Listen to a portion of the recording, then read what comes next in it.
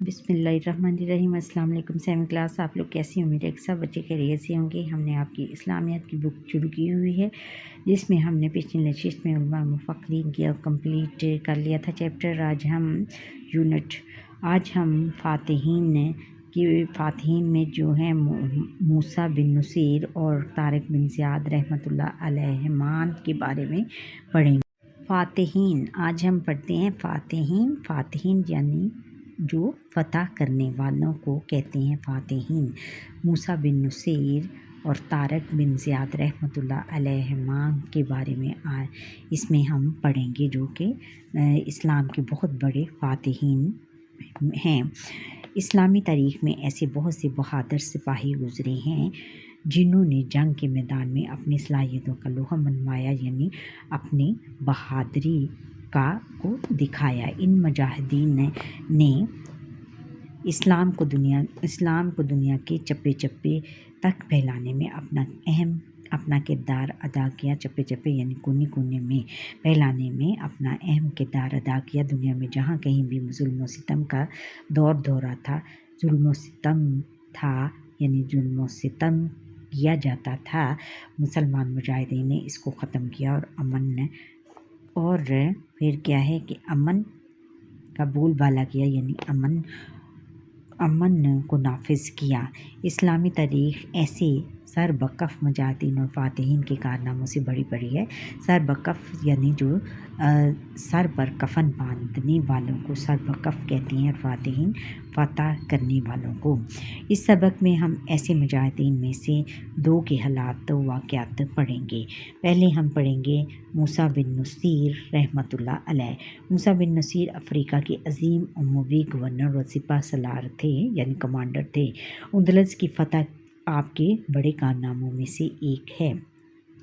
موسیٰ بن نصیر کی پیدائش عہد فاروقی میں 19 ہجری میں ہوئی۔ عہد فاروقی یعنی حضرت عمر فاروق کے زمانے میں آپ کی تعلیم و تربیت اسی ماحول میں ہوئی جس میں مشہور خلیفہ حضرت عمر بن عبدالعزیز رحمۃ اللہ علیہ پرورش پا رہے تھے، یعنی ان کے بیٹے حضرت عمر رضی اللہ تعالیٰ عنہ کے بیٹے۔ موسیٰ بن نصیر کا آبائی خاندان مسیحی تھا، یعنی وہ کیا تھے؟ مسیح یعنی عیسائی تھے، اور عین التمر میں مقیم تھے۔ شام اور ایران کی سرحد پر واقع یہ شہر اہم تجارتی مرکز تھا، یعنی اس پر بہت زیادہ تجارت کاروبار کیا جاتا تھا۔ حضرت خالد ولید رضی اللہ تعالیٰ عنہ نے جب عین الترم فتح کیا اور موسیٰ بن نصیر کے والد نصیر کو گرفتار کر کے مدینہ بھیج دیا۔ دستور کے مطابق وہ غلام تھے، لیکن اسلام قبول کرنے کے بعد ان کے مالک عبدالعزیز بن مروان نے انہیں آزاد کر دیا۔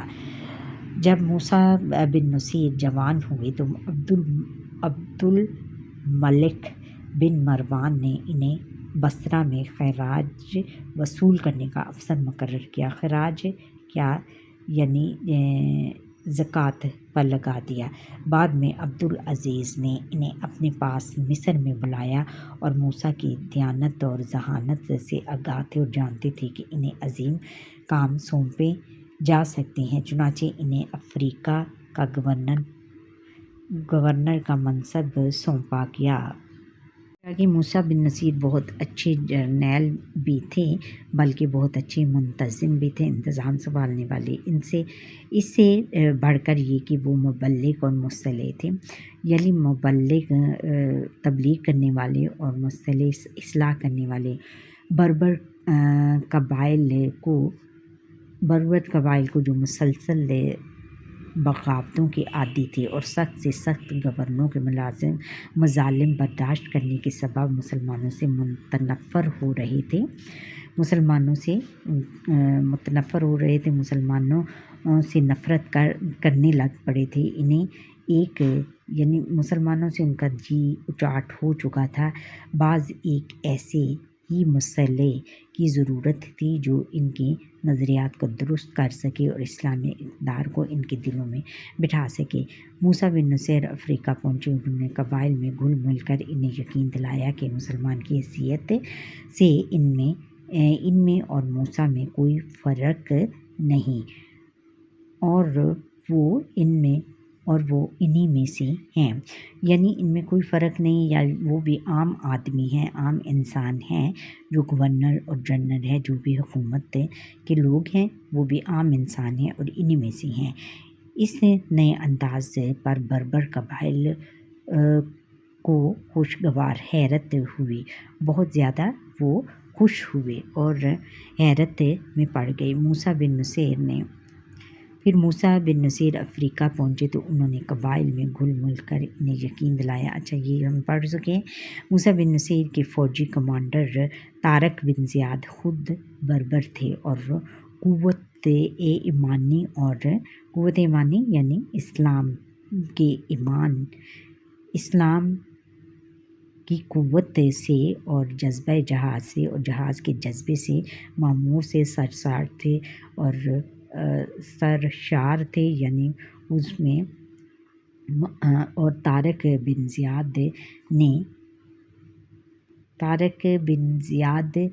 نے تربیت طارق بن زیاد نے 7,000 بربر فوج کی دینی و فوجی تربیت کر کے اسے کسی بھی بڑی مہم کے لیے تیار کیا۔ غرض بربر قبائل کو اعتماد میں لے کر انہیں متحد کر کے ان کی تربیت کر کے اور ان میں جذبہ جہاد پیدا کر کے فتح اندلس کا پہلا مرحلہ مکمل کیا گیا۔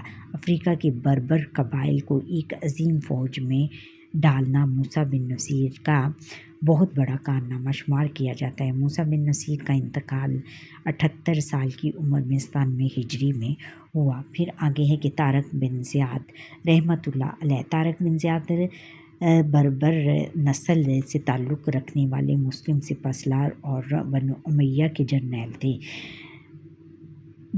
تھے، یعنی اس کے فوجی تھے جنرل، جنہوں نے 711 عیسوی میں ہسپانیہ یعنی اسپین میں عیسائی حکومت کا خاتمہ کر کے یورپ میں مسلم اقتدار کا آغاز کیا۔ انہیں اسپین کی تاریخ میں اہم ترین عسکری رہنماؤں میں سے ایک سمجھا جاتا ہے۔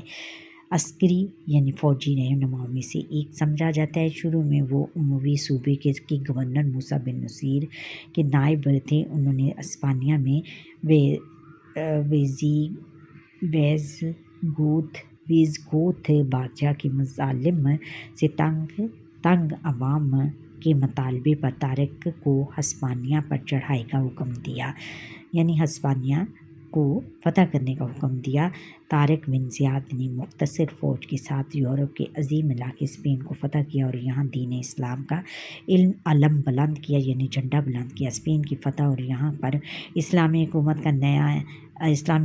کا قیام ایک ایسا تاریخی واقعہ ہے جس نے یورپ کو سیاسی، معاشی اور ثقافتی پسماندگی سے نکال کر ایک نئی بصیرت عطا کی اور اس پر ناقابل فراموش اثرات مرتب کی۔ بصیرت یعنی روشنی عطا کی اور ناقابل فراموش یعنی جن کو بھلایا نہ جا سکے۔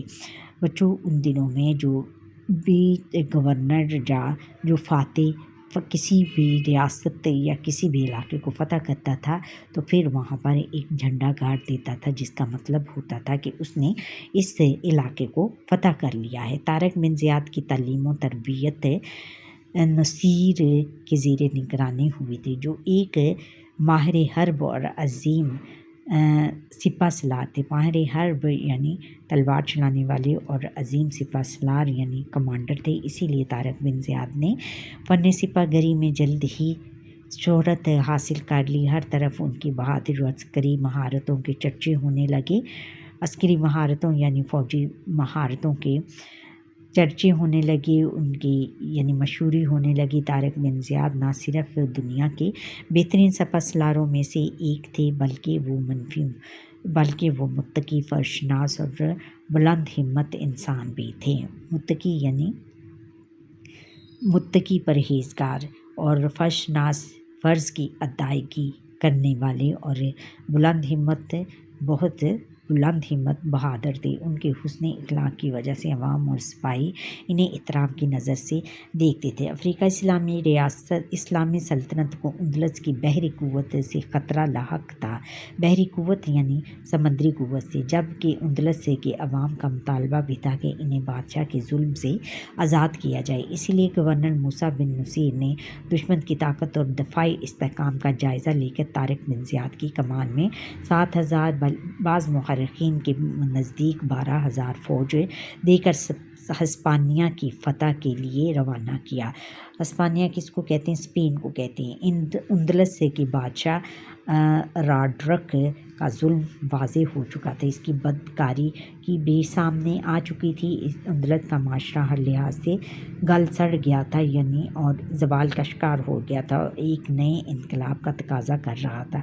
طارق بن زیاد نے اپنے ابتدائی خطاب میں ہی مظلوم کی حمایت اور اللہ تعالیٰ کا پیغام پہنچانے کے لیے کیے جانے والے جہاد کی اہمیت بیان کی، اور جس پر مجاہدین سر دھڑ کی بازی لگانے پر آمادہ ہو گئے، یعنی اپنی جان تک قربان کرنے کے لیے۔ یہ ہے کہ 30 اپریل 711 عیسوی کو اسلامی لشکر ہسپانیہ کے ساحل پر اترا اور ایک پہاڑ کے نزدیک اپنے قدم جما لیے جو بعد میں طارق بن زیاد کے نام سے جبل الطارق کہلایا۔ طارق بن زیاد نے جنگ کے لیے محفوظ جگہ منتخب کی۔ اس موقع پر اپنی فوج کے نہایت حوصلہ انگیز خطاب کیا اور کہا کہ ہمارے سامنے دشمن اور پیچھے سمندر ہے۔ جنگ سے قبل انہوں نے اپنے تمام بحری جہازوں کو جلانے کا حکم دیا تاکہ دشمن کی کثیر تعداد کے باعث اسلامی لشکر بددل ہو کر رہا، اگر پسپائی کا خیال لائے تو واپسی کا راستہ نہ ہو۔ یعنی انہوں نے اس لیے کشتیاں جلائیں کہ بچوں، جب کہ دشمنوں کی لشکر کی تعداد زیادہ تھی اور جو اسلامی لشکر تھا اس کی تعداد اس کے مقابلے میں بہت کم تھی، اور اس نے کشتیاں جلا دی کہ ایسا نہ ہو کہ ہمارے کچھ سپاہی جو کہ اتنا بڑا لشکر دے کر اس کے دل میں یہ خیال نہ آئے کہ ہم کیسے لڑ پائیں گے، اور پسپائی کا خیال نہ لائیں، اور جو کیا ہے کہ اپنی جو پسپائی شکست کا خیال نہ لائیں، اور واپسی کا راستہ نہ ہو، پھر ان کے لیے واپسی کا راستہ نہ ہو، یعنی وہ بھاگ نہ پائے۔ اس صورت میں اسلامی فوج کے پاس صرف ایک ہی راستہ باقی تھا کہ یا تو دشمن کو شکست دے یا شہادت قبول کر لیں۔ پھر 7,000 کے اسلامی لشکر نے پیش قدمی کی اور عیسائی حاکم کے 1,00,000 کے لشکر کا سامنا کیا۔ گھمسان کا رن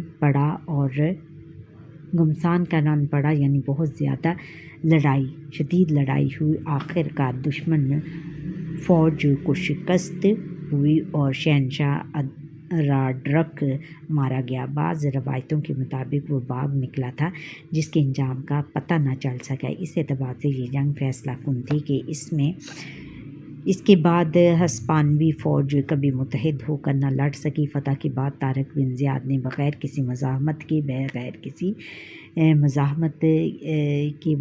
کسی مشکل کے دارالحکومت طلیطلہ پر قبضہ کر لیا۔ طارق بن زیاد کو ہسپانیہ کا گورنر بنا دیا گیا۔ طارق بن زیاد کی کامیابی کی خبر سن کر موسیٰ بن نصیر نے حکومت اپنے بیٹے عبداللہ کے سپرد کی اور طارق بن زیاد سے آ ملے۔ دونوں نے مل کر مزید کئی علاقے فتح کیے۔ اسی دوران میں خلیفہ ولید بن عبد الملک نے اپنے قاصد بھیج کر دونوں کو دمشق بلوا لیا، اور یوں طارق بن زیاد کی عسکری زندگی کا اختتام ہوا اور اسلامی دنیا کے اس عظیم فاتح نے 720 عیسوی میں وفات پائی۔ بیٹا آگے مشق ہے۔ مشقی سوالات میں پہلا سوال ایز یوزول یہ ہوتا ہے کہ درست جواب کی نشاندہی کیجیے۔ اس میں ہے کہ موسیٰ بن نصیر خاندان کا مذہب تھا یہودیت، مسیحیت، ہندو مت اور سکھ مت، مسیحیت تھا۔ عبدالعزیز بن مروان نے موسیٰ بن نصیر کو گورنر مقرر کیا، فلسطین کا، اردن کا، مصر کا اور افریقہ کا۔